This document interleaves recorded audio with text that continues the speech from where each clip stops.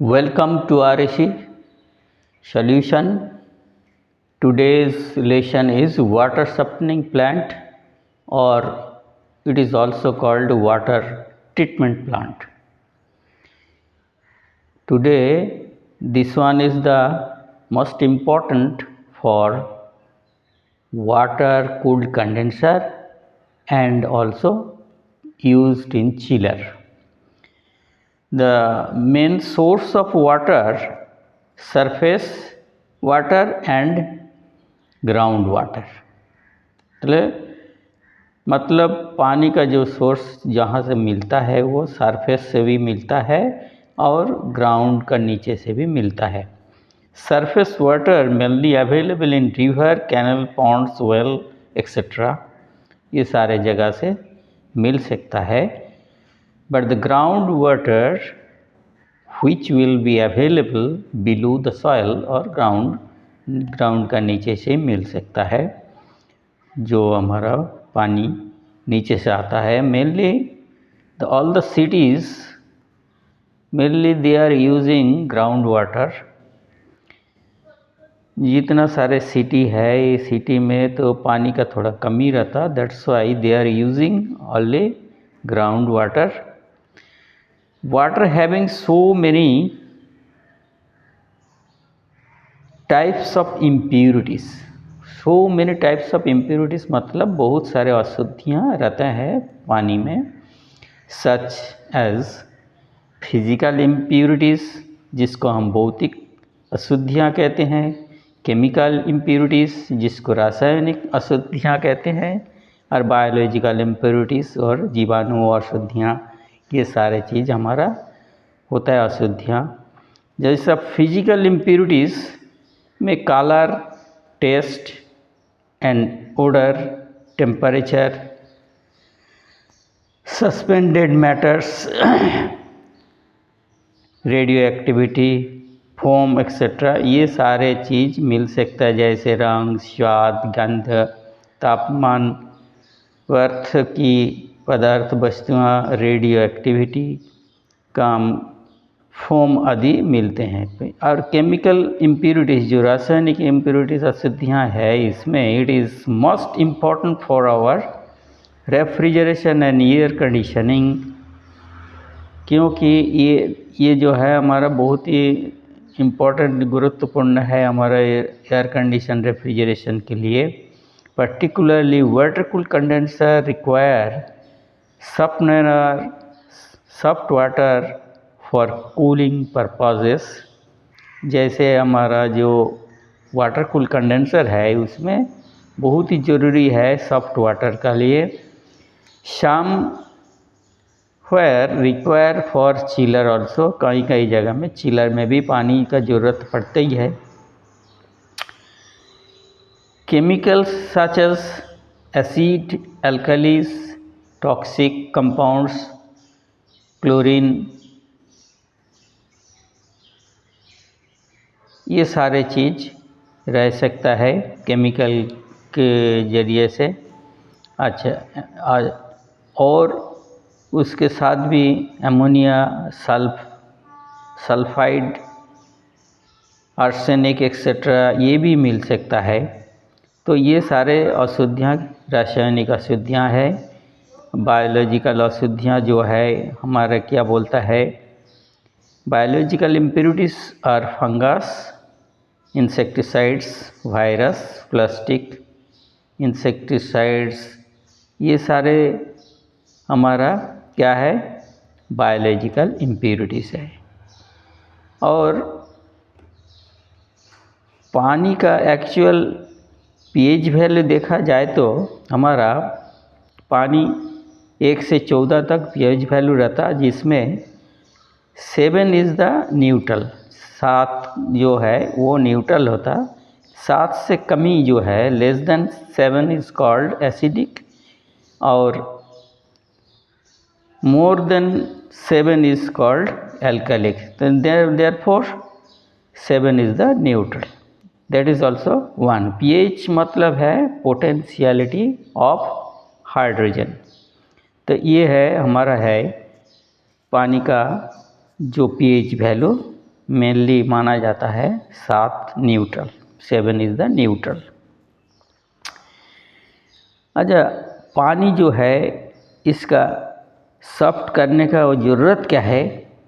क्योंकि necessity of water softening में be desirable where the source of water is hard. तो hard water जहाँ पे है उस जगह में पानी को सॉफ्ट करने का ज़रूरत पड़ता है। हार्ड वाटर क्या है? Water that is hard in mineral content, जिसमें मिनरल कंटेंट ज़्यादा है, high. Hard water is generally not harmful to health but can pose serious problem in industrial and commercial settings where water hardness is monitored to avoid breakdowns in water cooled compressor, condenser, cooling towers, chillers and other costly equipments that handles water। तो हमारा hard water health के लिए उतना खतरनाक नहीं है, नुकसान नहीं पहुंचाता, बट जहाँ पे क्या है, इंडस्ट्री है, इंडस्ट्री के लिए जो कमर्शियल सेटिंग्स रहता उसमें हार्ड वाटर क्या करता, वो जो कॉस्टली चीज़ें रहते हैं जैसे हमारा जो वाटर कूल्ड कंप्रेसर, तो condenser, cooling tower, chillers and other costly, और भी ज़्यादा जो कॉस्टली इक्विपमेंट्स है वो पानी से कार्य करता, उसके लिए ये खतरनाक है, बहुत ही नुकसानदायक है। इसलिए for that reason we have to necessity of water softening plant. तो अब इसके ज़रूरत के मुताबिक वाटर को सॉफ्ट करना पड़ता। अच्छा, water softening is the induction of the concentration of calcium, magnesium and certain other metal in hard water। तो हार्ड वाटर के अंदर में जो क्या क्या है, कैल्शियम, मैग्नीशियम और अदर कंटेंट्स जो है वो पानी के अंदर क्या करता है, वाटर को हार्ड बना देता है, कंसंट्रेशन उसका ज़्यादा रहने की वजह से।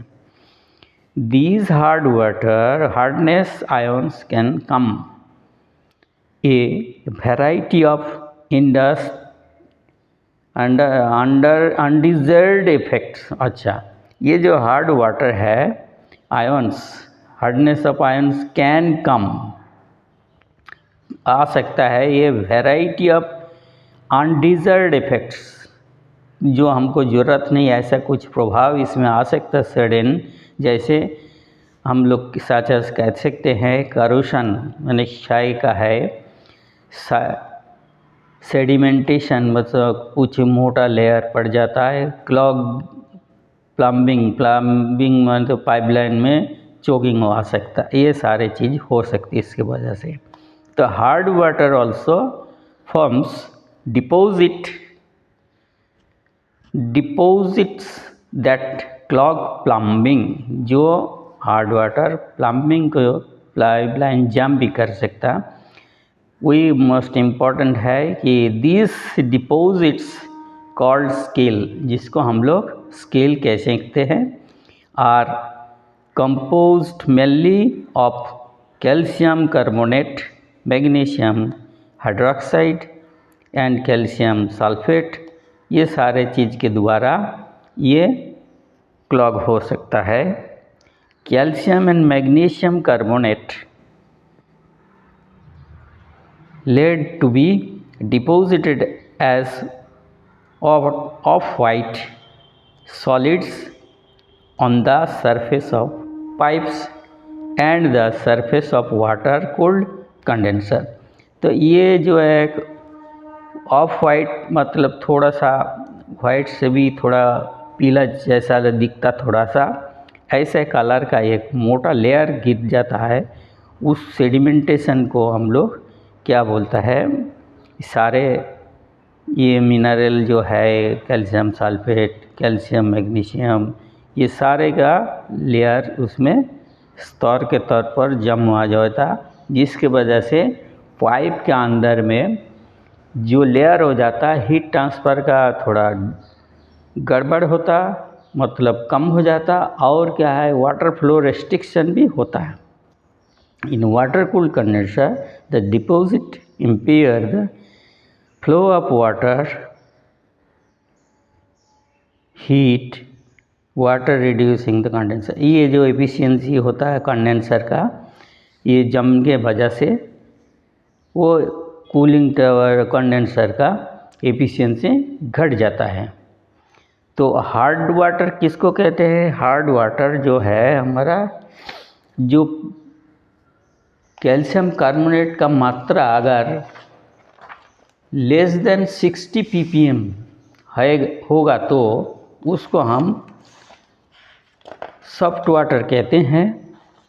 और ppm मतलब पार्ट्स पर मिलियन, जो मिलीग्राम पर लीटर और mg पर लीटर भी होता है, ppm भी कहते हैं, ठीक है। तो उसमें क्या है, 60 बिलो होने से क्या है सॉफ्ट, और 60 टू 120 को 60 टू 120 जो है वो होता मीडियम, और 120 to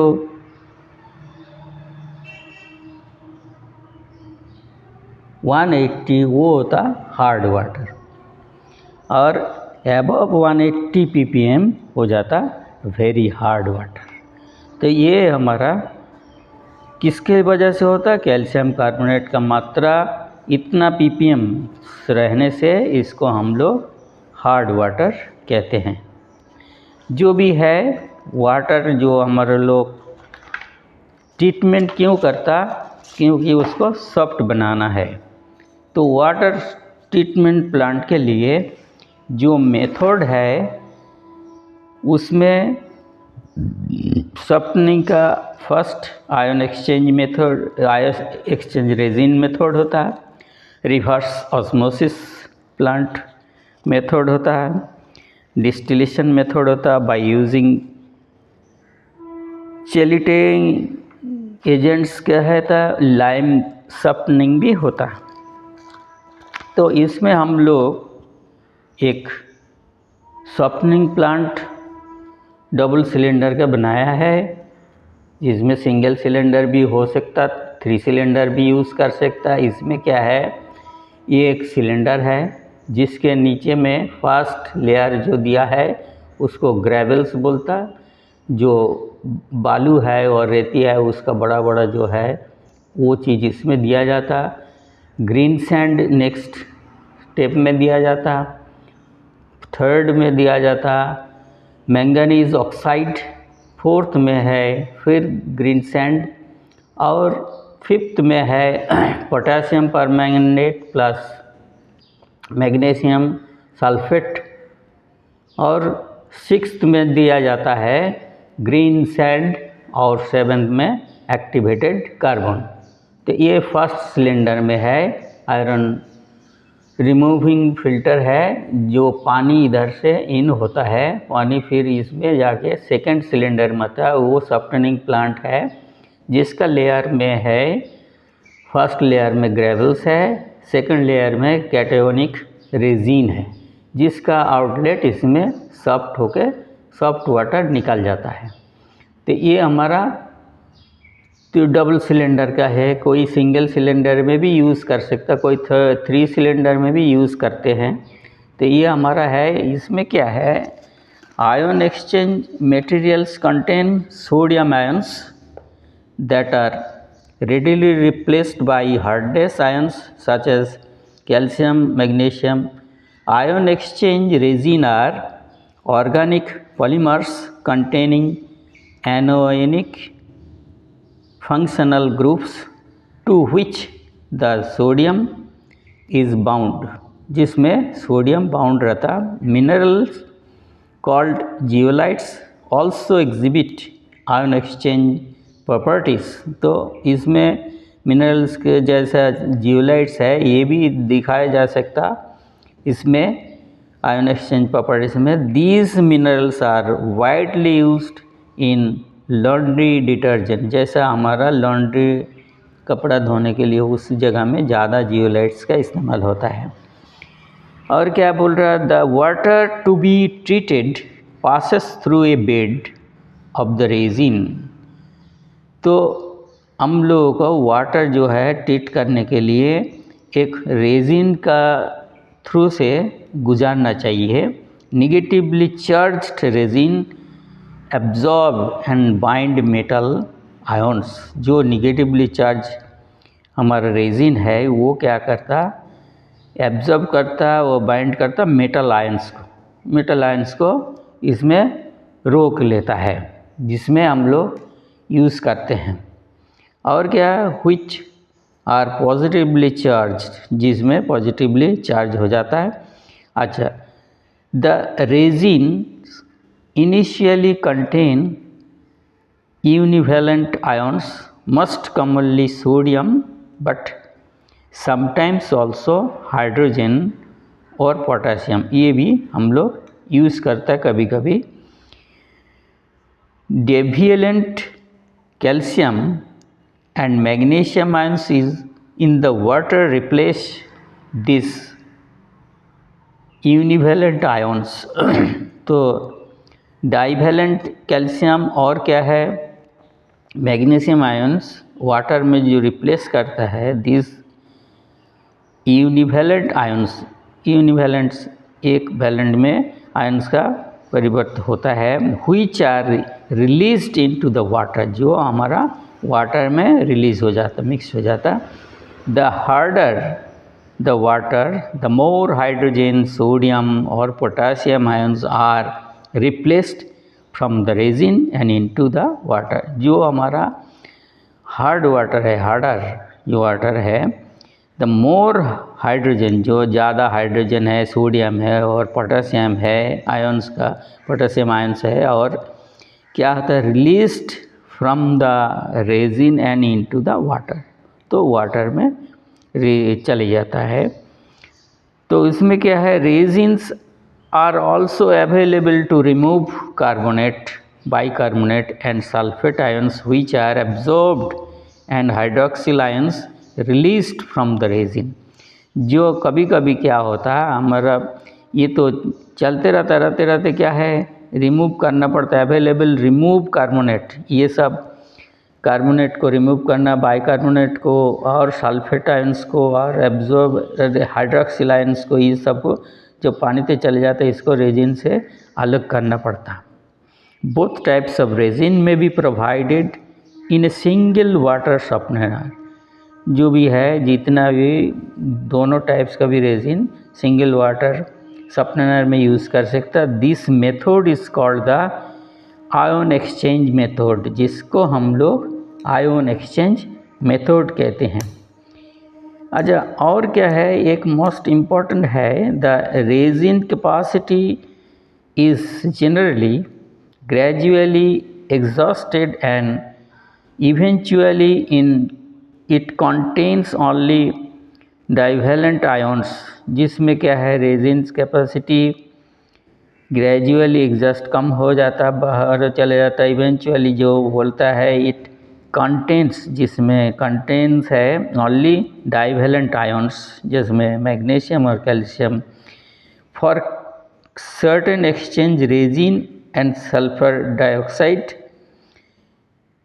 for anion exchange resin, जिसके वो ज़रूरत पड़ता है anion exchange resin. At this stage the resin must be regenerated.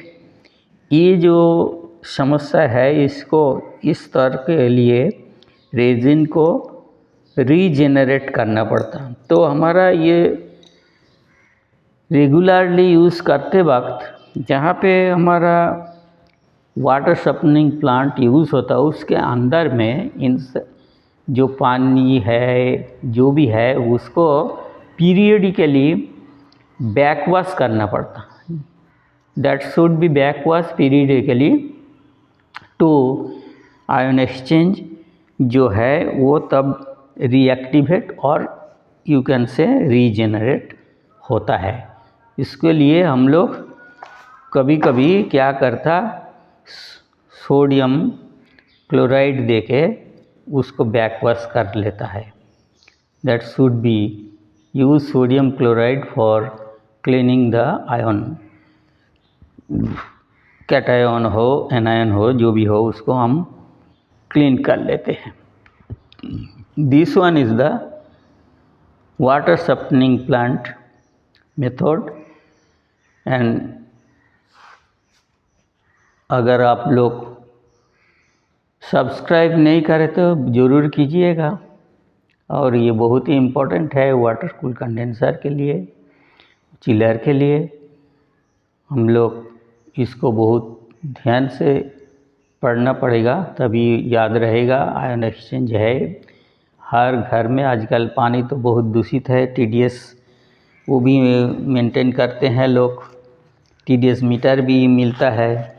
अगर पानी सॉफ्ट हुआ कि नहीं हुआ इसके लिए लेबोरेटरी में हम लोग को वाटर आउटसाइड से जो सॉफ्ट वाटर निकालता है वो ये वाटर को लेके जाके हमारा लेबोरेटरी में टेस्ट करना, उसका सॉफ्ट वाटर जो क्वालिटी बा जो हमारा ज़रूरत है वो उतना तक आया कि नहीं है तो उसको ठीक से फिर करना पड़ेगा। तो ये हम लोग को देखना पड़ेगा पीरियडिकली। ये है हमारा वाटर सप्लाइंग प्लांट, ज़रूर देखिएगा, सब्सक्राइब भी कीजिएगा। Thank you for watching this video.